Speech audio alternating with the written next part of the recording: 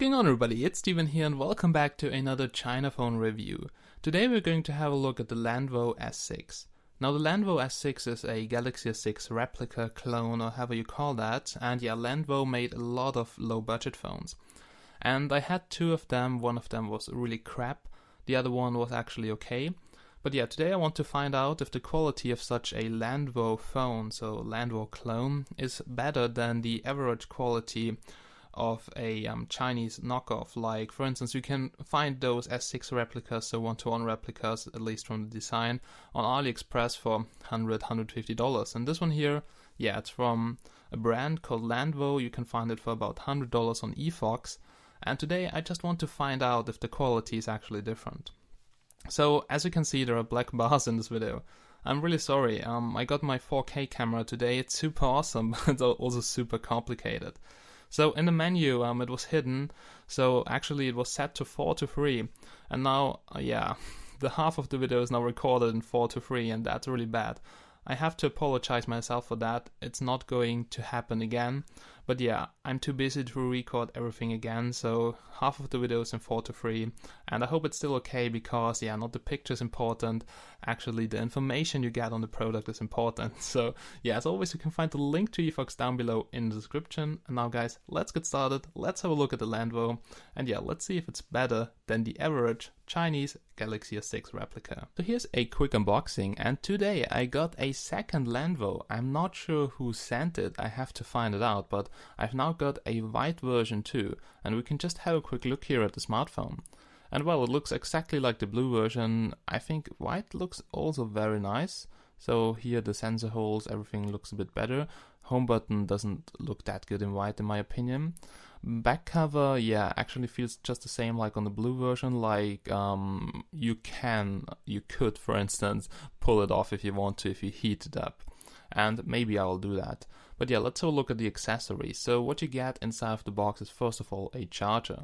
It's a 5-watt charger, so yeah, normal smartphone charger. Should come with the correct power socket connector for your country. The output is 5 volts, 1 amp, equals about 5 watts. And I want to have a look at all those chargers in the next video. So like the Smart will them and check them with my oscilloscope and some other testers. But yeah, here you can see the USB cable. It's just like the USB cable you get with the OnePlus One. I think OnePlus started with that kind of USB cables, and then all other factories just copied that, because you can now see it on a lot of phones. Yumi Emax, Yumi Hammer things, so well, a lot of them. Then also included is another screen protector. One should already be on the smartphone, and a microfiber cloth.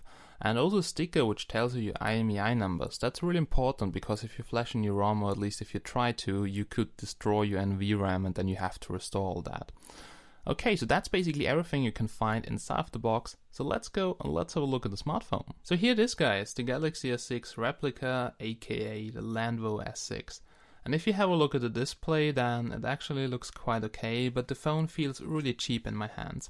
Also the menu is lagging a bit, and yeah, the overall build quality could definitely be better, even though it really looks at the first look one-to-one like the Galaxy S6, except of the logo and the dual SIM slot. But yeah, you can see here the backside, and if we have a look at the camera, you can see the lens is actually quite huge. And the camera quality wasn't too bad, so I had other clones and the quality was just like total crap. But here it's a bit better. Here we also have the heart rate monitor. I'm not sure if it's working or if it's just a random number generator, so you never know. Landvo logo right over there, so here should actually be the Samsung logo. Here at the bottom a sticker with the IMEI numbers, and you can see you have two of them because it's a dual SIM dual standby phone. At the bottom here, yeah, some C stuff and all that. And the back cover is glass, but yeah, it's very thin glass and it's glued to the body. And you can see I can even lift it up a little bit here with my fingernail because it's coming off a bit. That's not good. So the build quality here regarding the back cover, I think it's total crap. But yeah, the phone got very hot today and the back cover didn't come off, and I hope also in the next weeks it won't come off. The frame here is made out of metal, just like the real Galaxy S6, and you can see even the button layout, so all the buttons, they're exactly on the same spot, but you have here two SIM card trays because it's a dual SIM phone. But also on the real Galaxy S6 you have the power button here on the right side. And yeah, that's basically it. So here from the frame, and the frame is some aluminum alloy. I'm not sure which material exactly, but I have to say the frame feels really like the real deal. But the back cover and the front, yeah, it doesn't feel like the real one.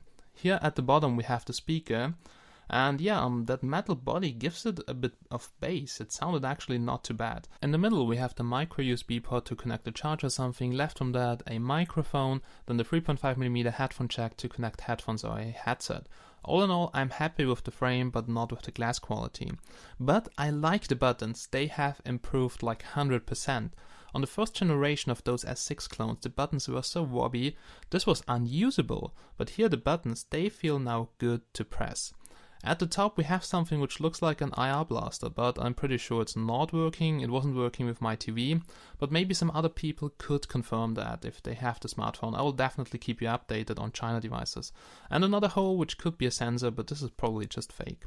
At the first look, this really looks like the Galaxy S6, but it's missing so many features. You have a hardware home button, but it doesn't come with a fingerprint scanner, so this is just a mechanical home button, nothing more. Left from that, capacitive menu button, right from that, capacitive back button. Backlight this time okay, so on some other phones from AliExpress the backlight was horrible. Also the home button is not wobbly anymore, so that was also pretty bad on the first generation of those clones. At the top we have two holes, so light and proximity sensor, yeah, working average. Then here on the left side we also have a multicolor LED like red, green, blue, pink, and you can set that in the settings. Now there's the speaker in the middle, and right from that we have the front-facing camera. If you compare that to the front-facing camera of the Samsung Galaxy S6 Edge or the real S6, you will see it's much smaller, so much smaller lens, and that means, yeah, it cannot catch so much light and will probably have a lower picture quality.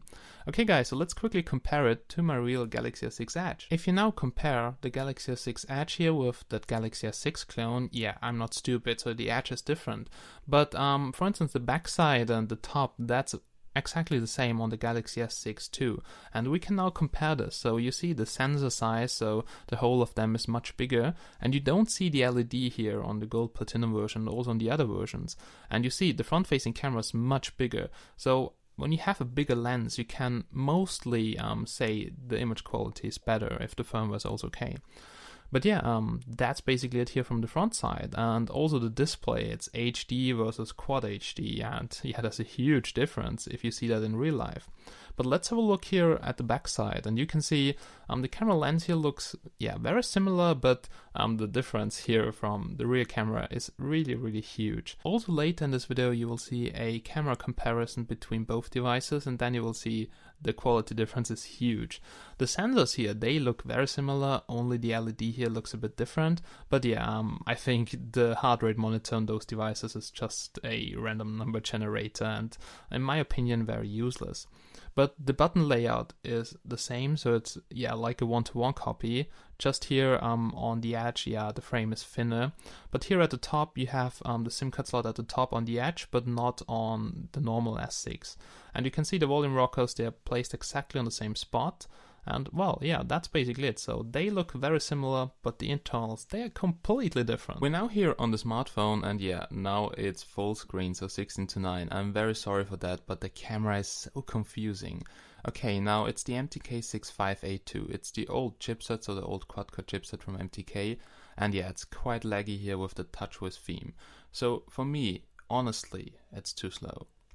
But yeah, we can go here to about the device, and let's go here to build version, and then we can see that totally fake lollipop thing there, and then we can see the KitKat logo. So well, this is honestly bullshit. So this is definitely KitKat, and also the KitKat exploit is working, then the apps for KitKat exclusively are working, and here we have wireless update. Probably you won't see an update on that phone. I had some Landvos in the past and there was no OTA. But yeah, Wi-Fi, let's switch it on, and let's connect here to my home network. I'm connected 65 Mbit, signal strength is excellent, and actually the signal was not too bad. So it was like only 5 meters less than my Galaxy S6 Edge. Then here we have some more connection settings. So this looks a lot like TouchWiz, even though, yeah, it's not TouchWiz, it's just a theme. And many things are missing, so like no NFC in there. Then here, for instance, you can see no mirror vision or something. We have motions and gestures. Most of them are working, and I have to say the proximity sensor is really accurate, so left and right, that's no problem. You can use it in the launcher, in the gallery, and it's actually pretty cool. Also flip to mute or something. Pattern shortcut, yeah, I'm also not using that. But lock screen and security, so here's something very funny, and that's the Fingerprint Unlock. Now this one here is just fake, and you see you just have to swipe over the display and it says, yeah, detected.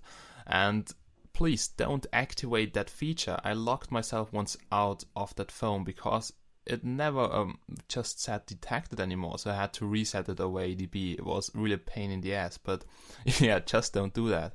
Now here are the battery stats. And the first thing is that I was actually impressed that the battery lifetime is better than on other clones. I want to dismantle it and have a look on what battery is there inside, but it's a bit better. Now, the maximum is still 1 day if you really have all power saving things on, like automatic screen brightness, power saving mode, and if you shut off 3G from time to time. But yeah, the battery lifetime is not really good. Then here's storage. We have phone storage and SD card. So it seems that there's one SD card in there because we have about 8 GB internal and another 7.5 GB total space. And I've seen those clones from the inside, so actually that's a normal phone layout from the inside. You even have an SD card slot in there. And maybe I can dismantle one of them and do an update video on the phone, so you can see everything how it looks like. But yeah, that are basically the settings, and they are themed like TouchWiz, but this is no TouchWiz, guys. Okay, now here we have the notifications and all the quick toggles. We can just check them out, but many of the features here are fake. Wi-Fi GPS data connection, so the usual stuff, it's working. Side key panel, multi-window is the only bad thing, it's just a sidebar and not really working. Air gesture is working. Smart stay, well, that feature is absolutely not working. Power saving grays out the display, but there are no real power saving abilities like downclocking or something. That's just not supported by the kernel in that way, like power saving works on the S6, and you won't save any power with that. S-Beam, yeah, and NFC can't work because there is no NFC included in that phone. And you see some of the features here are absolutely fake. And the heart rate monitor is probably just the number generator. But yeah, sorry for the rainbow effect. I notice it all the time, but it's so hard to focus on 4K. Sorry, I have to get used to that. Roaming warning. Anyway, you get that warning very often. You can disable that message in the settings, or at least set it to only display once. That would be the best thing you could do. Now, yeah, let's just call some random number here. You can hear the speaker now, and the speaker, it sounds not too bad in my opinion. The metal body, so it gives it a bit of bass. And the only bad thing is, yeah, that it's not really loud, but that's basically everything. Then, yeah, we can cover the sensors. I had a problem when I did some calls, like the sensor was not shutting off the display, and then I just did hang up the call because it was somehow lagging behind and a bit slow. So that's one of the bad things. But yeah, we can just have a look here at the browser, and the only bad thing, another bad thing actually, is that it only comes with a 2-point capacitive touchscreen. Now for typing, this is maybe no problem, but in games you notice it, that when you just somehow need a third finger for Ninja, Fruit Ninja, or some other games, then yeah, you cannot play this, or it's just, yeah, crappy to play. Then let's try to access here some website like msn.com. There we go. Okay, so this is looking good so far. So I was browsing the web a bit, but you notice that the MTK 6582 with that theme is quite slow. Like when you just scrolling up and down, it's somehow lagging behind. Okay, so that's the camera. Now let's go outside and let's do a quick camera test. So there we go, guys. Here's a quick camera test outside. Sorry for the rainbow effect. The display is so small and 4K has so high resolution. You cannot really see that on the camera, and I'm really sorry. I have to get used to that. And manual focus here is a must, really. But yeah, the camera is not laggy. That's pretty good. On some S6 clones it was very laggy. Then, oh, I'm in Panorama Mode. Yeah, let's have a look at the modes. And it's very similar, but you have less modes than on the real one. You have auto, shot and more, beauty phase, and panorama. HDR is also supported, but well, HDR quality not the best. We can capture here some photos, and the shutter is much slower than on the real one. And we have a touch autofocus. It changes the lighting really properly, like here from bright to dark. but yeah, that should every smartphone do. Then let's have a look here at video mode, and the maximum recording size is full HD. You will later, so after this camera test, you will see some video samples. Also the tap autofocus here is working and everything, so that is looking good so far. But it cannot record 4K, so yeah, a $100 phone cannot do that, at least for now. Let's see what the future brings. Then the front-facing camera here, it's much more zoomed in, the colors are washed out, so you see it's on 1x magnification. And yeah, on the rear one, the front-facing camera is super awesome, but here, yeah, like on every average China phone. One of the funny things is that I cannot set a different picture size. Even if I just change the dimensions from 4:3 to 16:9, it's very strange. And the same goes for the settings of the rear camera. So let's see what we can find here. Like we have here all the usual stuff like white balance, color effects. Here we also have zero shutter delay, which still has some delay because it's slow. And here we have picture size 16 megapixels, and you cannot go lower. So the firmware here, well, it seems to have some issues. In 4:3 we have 16 here again, and I'm not sure what the real camera has, but definitely not 16. And yeah, it's really strange. But you will find sample pictures as always down below in the description, so you can check everything out with EvenView or some picture testing software. Okay, now you will see some sample videos, and yeah, let's see how the recording quality is on that smartphone. Alright guys, so here's a quick video test comparison between the Galaxy S6 Edge on the left side and the Landvo S6 on the right side. Now what you will see at the first look is the difference in the resolution. Like on the Galaxy S6 Edge we have 4K recording, and on the Landvo S6 we have maximum full HD recording, which doesn't look that sharp. Next thing, the colors. Well, actually in preview here on the Landvo it doesn't look too bad. I'm not sure how it looks on the computer, but yeah, just check for yourself. Maybe the t-shirts here are a pretty good thing to compare.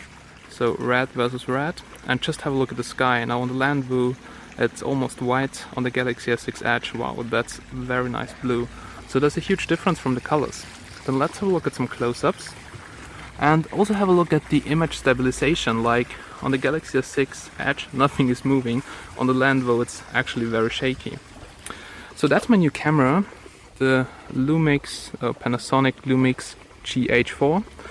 Okay, so here close-ups with both. First of all here with the S6 from Landvo. Well, close-ups look actually sharp. I'm not sure how it looks on the computer, but wow, this looks actually really sharp. But yeah, just decide for yourself how it looks like. And here also with the Galaxy S6 Edge. Holy crap, that's so beautiful. But well, it did also look good here on the Landvo. But yeah, just in preview. Sometimes it looks very good in preview, and then you watch it on the computer and it looks like shit. But yeah, that's a quick comparison between the rear cameras of both devices. You can see it's definitely better on the Galaxy S6 Edge. Also here the wide angle aspect. You see the house? I can get it on the screen here with the S6 Edge.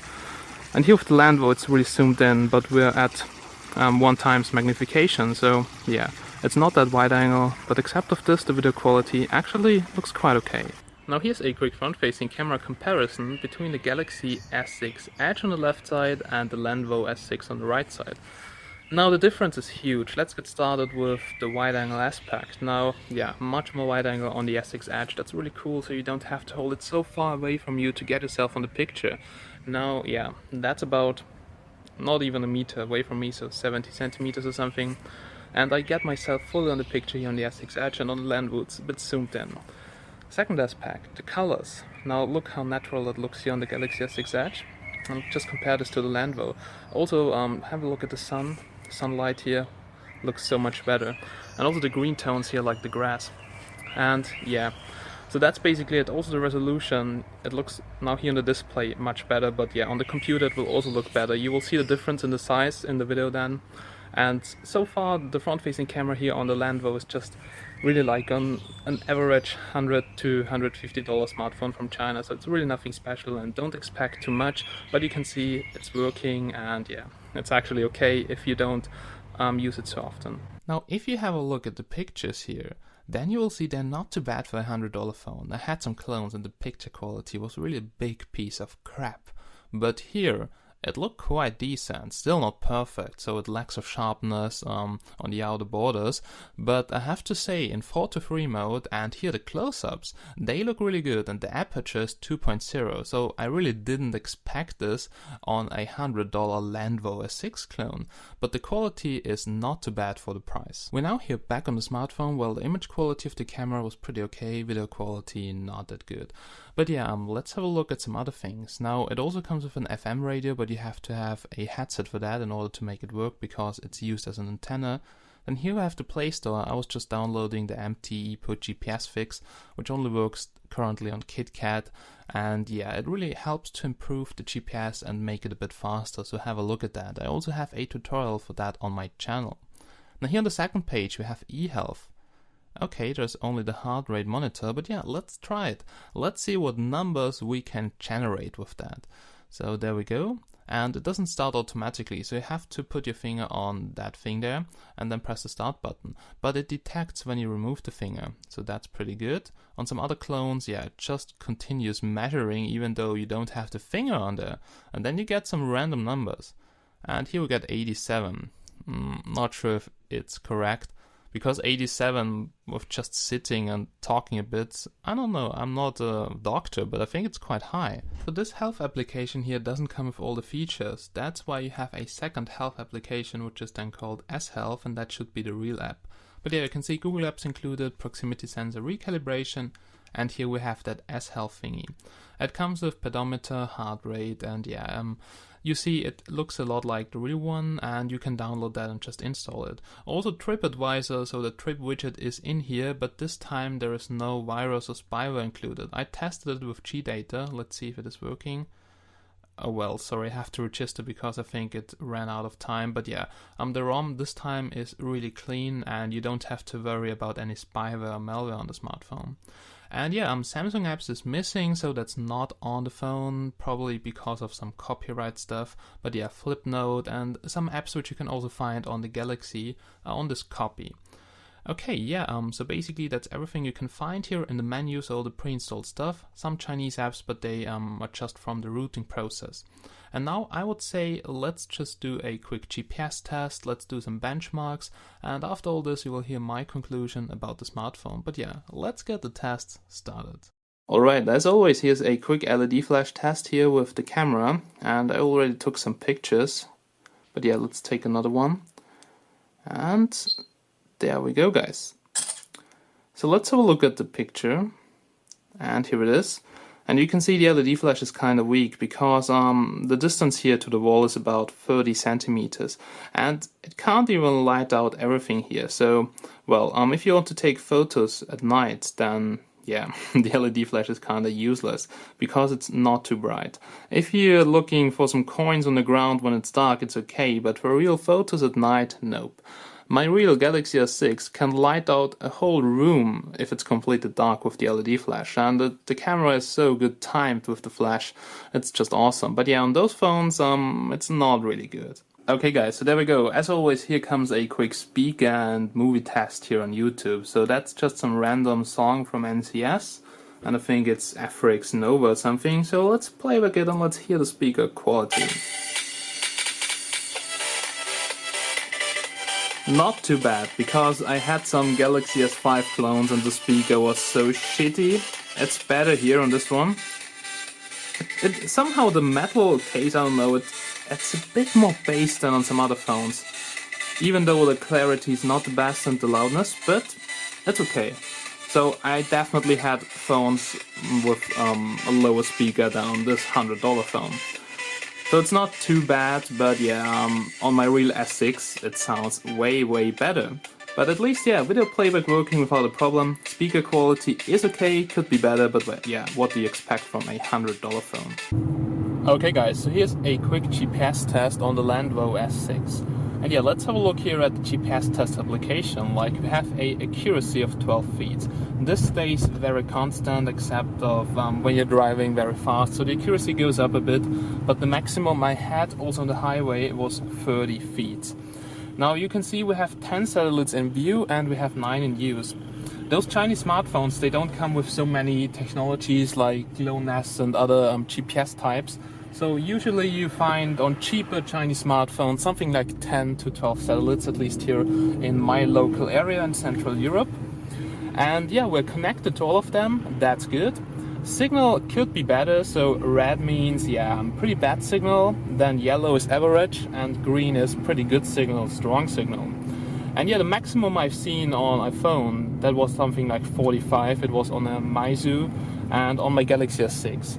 So yeah, the GPS signal here is average, not too good, but you can see it's working, you switch it on and it connects to all the 10 satellites. And yeah, that's pretty good actually. Also the accuracy here, quite normal. So I would say let's get directly started and let's do a quick navigation test in Cygic offline navigation. Now here's a quick GPS navigation test, and yeah, so far I'm happy with the GPS. On all the Galaxy S6 clones I had so far, so 1-to-1 copies, GPS was really bad or yeah, sometimes unusable. But here on the Landvo it's better, really, it impressed me. I just thought it's yeah, rebranded, the same like every S6 clone, but yeah, somehow GPS is a bit improved. We'll now take the right corner there, so let's go. Let's see how accurate it is. And we're now taking the corner. Well, yeah, it's quite accurate, it's okay. But now we just keep driving straight forward. We're not taking the exit there. Let's see how long it takes to reroute. Okay, so it follows the road as always. Now just about 5 seconds to reroute. That's pretty good. And yeah, on some other phones sometimes you could totally confuse them, like you were 30 seconds somewhere between houses or something, so off the road. But here I'm actually impressed that it is working, because I really didn't expect this. Usually on clones, so don't buy 1-to-1 clones on AliExpress, they are really crap and GPS is sometimes really unusable. But yeah, so far I'm happy with the GPS, but yeah, we have today the best weather conditions ever.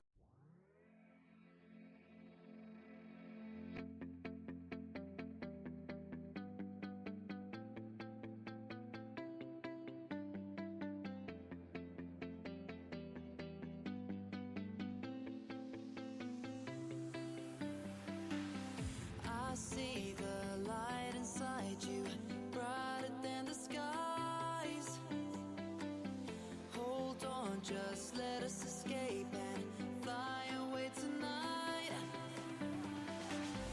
We have the world in our sight, and I know together we'll be alright. Can you see forever we will go?